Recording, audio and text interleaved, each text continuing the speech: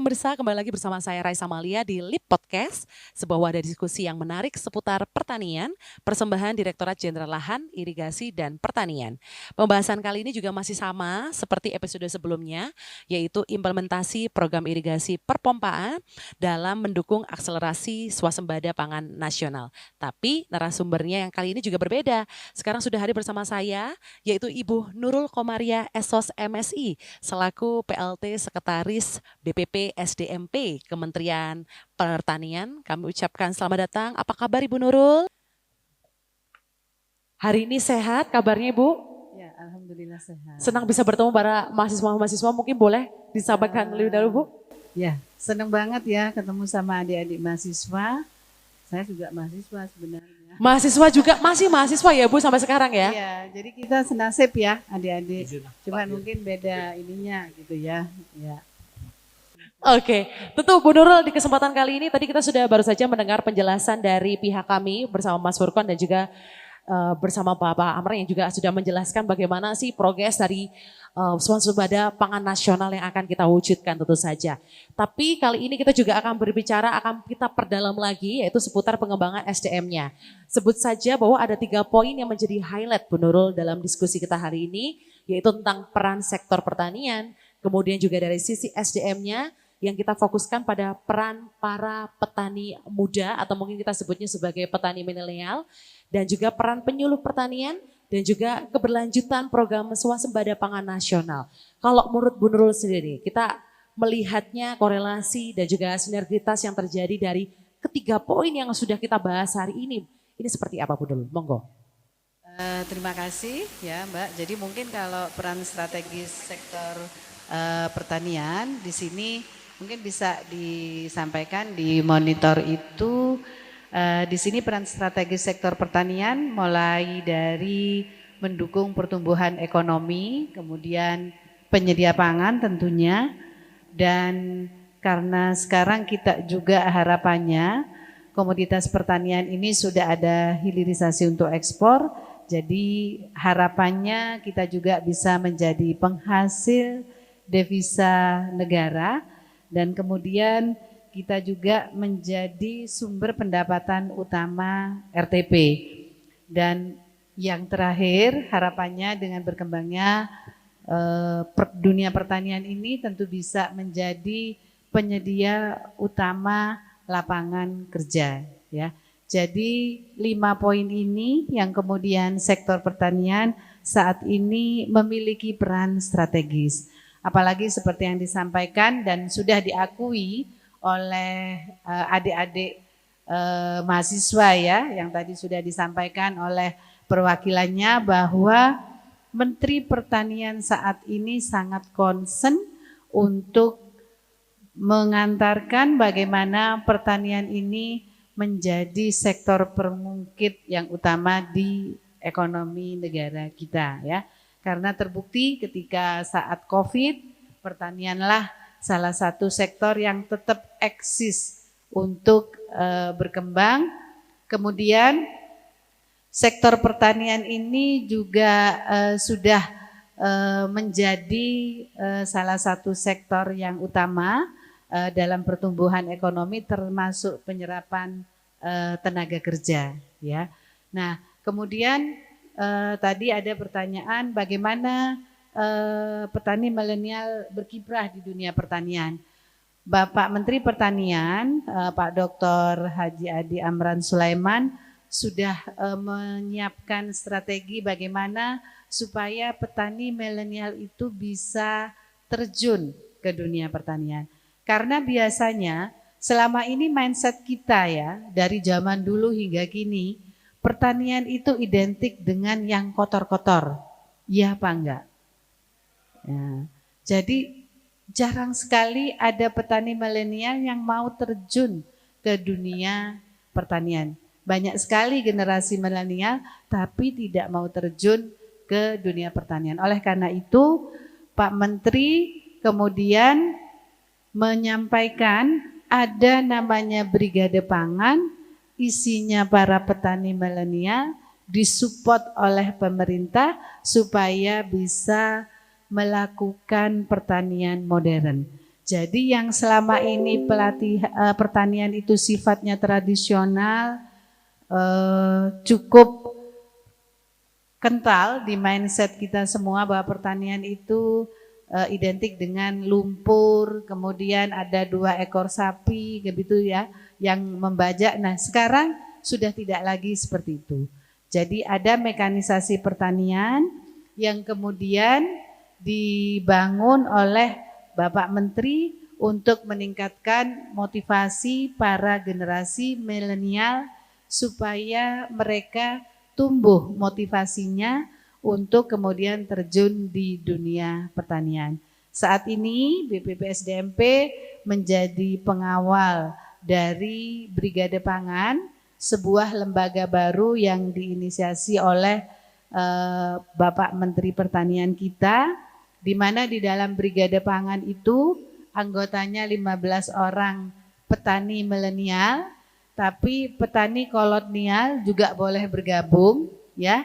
Karena kalau semua petani milenial nanti khawatir belum pengalaman yang pertama, sehingga kalau ada permasalahan-permasalahan ketemu jalan buntu seperti itu.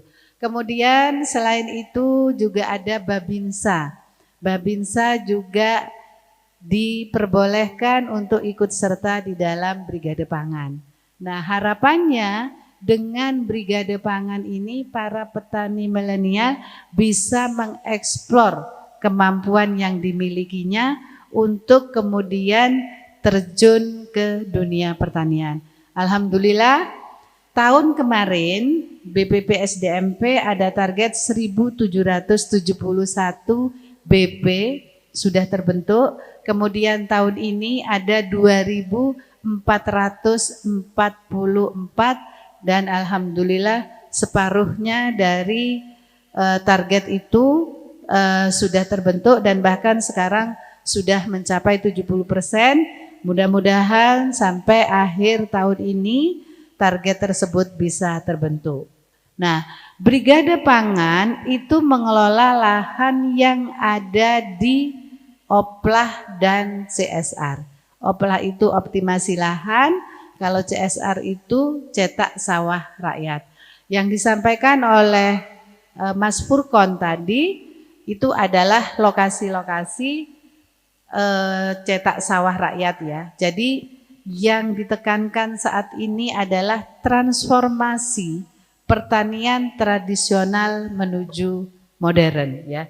Jadi di situ kita sering melihat bagaimana pengolahan lahan itu dulu dengan kerbau ya, 2 kerbau kemudian pembajakan, sekarang sudah diganti oleh traktor. Kemudian ketika menanam banyak ibu-ibu tenaga kerja wanita yang melakukan penanaman biasanya mulai subuh sampai nanti menjelang duhur ya. Nah, ini sudah diganti dengan transplanter. Jadi kita cukup menggerakkan mesin itu untuk kemudian melakukan penanaman ya. Kemudian saat ini untuk daerah-daerah tertentu tidak dilakukan tanam pindah. Tanam pindah itu benihnya disemai dulu, kemudian tumbuh, ditanam, itu namanya tanam pindah. Yang selama ini dilakukan oleh ibu-ibu sekarang dirubah melalui alat namanya transplanter. Nah, ada juga untuk daerah-daerah tertentu seperti di Merauke, luasannya yang cukup besar, mereka melakukan tanam hambur. Tanam hambur itu biasanya secara manual dihambur, sekarang sudah bisa dilakukan dengan drone. Adik-adik tahu ya drone ya? Selama ini kita tahu drone itu hanya untuk melakukan pemotretan ya. Tetapi sekarang drone itu fungsinya lebih komprehensif lagi. Bisa menebar untuk tanam, bisa juga melakukan penyemprotan, bisa juga melakukan pemupukan. Seperti itu ya adik-adik. Jadi sekarang drone itu sudah multifungsi. Untuk daerah yang luas akan memakan waktu yang cukup panjang. Sehingga drone ini sangat membantu. Jadi kita sudah bisa tanam dengan drone, kita juga sudah bisa melakukan penyemprotan melalui drone. Nah, kemudian untuk panen. Panen itu selama ini pakai ani-ani ya, kalau panen itu manual, ibu-ibu. Sekarang kita sudah panen pakai combine harvester, alat itu dijalankan, panennya sudah masuk di dalam karung. Jadi itulah transformasi yang saat ini harapannya dengan transformasi ini adik-adik generasi milenial ini akan termotivasi untuk terjun di dunia pertanian. Dan Brigade Pangan ini sangat menjanjikan. Jadi 15 orang kemudian masuk di dalam Brigade Pangan, bekerja sama dengan pemilik lahan, karena adik-adik kan tentu belum punya lahan ya. Maka harus kerjasama dengan pemilik lahan, pembagiannya silahkan diatur sendiri sesuai kesepakatan. Ada 70-30, ada 60-40. Persentasenya beragam, sesuai kesepakatan bersama antara Brigade Pangan dengan pemilik lahan ya. Dan tentunya dengan bantuan pemerintah berupa Alsintan bisa mendorong percepatan peningkatan IP. Jadi Brigade Pangan ini harus benar-benar berkonsentrasi pada budidaya yang dilakukan di lahan seluas 150 sampai 200 hektar. Harapannya yang untuk optimasi lahan misalnya setahun tanam sekali, dengan dibentuknya Brigade Pangan bisa tanam 3 kali dalam setahun. Kalau dicetak sawah rakyat, IP-nya pertama 0 karena baru dicetak ya, bisa 2 sampai 3 kali tanam dalam setahun. Nah, harapannya dengan fasilitas-fasilitas yang diberikan oleh pemerintah ini, adik-adik generasi milenial bisa dengan mudah beradaptasi dengan dunia pertanian. Dan untuk cetak maupun optimasi lahan ini kami bekerja sama dengan LIP ya. Tadi ada Pak Direktur sudah menyampaikan bagaimana optimasi lahan dilakukan melalui IRPOM, kemudian pipanisasi dan pompanisasi ya. Jadi kami di seluruh eselon 1 yang ada di Kementerian Pertanian berkolaborasi, bersinergi untuk bersama-sama mewujudkan swasembada pangan nasional. Bahkan Pak Menteri tidak hanya terbatas di lingkungan internal Kementerian Pertanian, tetapi kementerian-kementerian lain yang berhubungan langsung dengan pencapaian swasembada pangan sudah dilakukan. Sehingga harapannya swasembada akan tercapai dan insya Allah nanti di akhir tahun ini swasembada bisa tercapai. Ini gambar-gambar Pak Menteri begitu akrabnya ya dengan adik-adik milenial, dan beliau senang kalau berada di tengah-tengah adik-adik milenial. Semangatnya menyala beliau ketika menjadi motivator bagi adik-adik milenial. Nah, yang terakhir mungkin penyuluh ya. Oke, silakan Ibu. Penyuluh ini nanti Januari 2026 akan bergabung dengan BPP SDMP. Yang awalnya penyuluh ini berada di daerah masing-masing. Untuk TUSI tetap tidak berubah, jadi pengawal, jadi pendamping, hanya secara administrasi ditarik ke pusat. Harapannya akan lebih memudahkan para penyuluh sehingga fokus pada kegiatan suluhan yang harus dilakukan. Inilah bentuk-bentuk tanggung jawab pemerintah, khususnya Kementerian Pertanian dalam mendukung asta-cita Bapak Presiden, yaitu salah satunya swasembada pangan nasional. Mungkin itu yang bisa saya sampaikan. Mudah-mudahan penjelasan singkat yang saya sampaikan bisa meningkatkan motivasi dan minat para generasi milenial untuk terjun ke dunia pertanian. Karena pertanian saat ini merupakan sektor yang menjanjikan. Tidak hanya bertemu dengan lumpur dan kotor dan lain sebagainya, tetapi juga menghasilkan cuan yang cukup besar ya, yang cukup menarik bagi para generasi milenial. Terima kasih. Assalamualaikum warahmatullahi wabarakatuh. Waalaikumsalam warahmatullahi wabarakatuh. Terima kasih Bu Nurul atas paparan yang luar biasa tentu saja.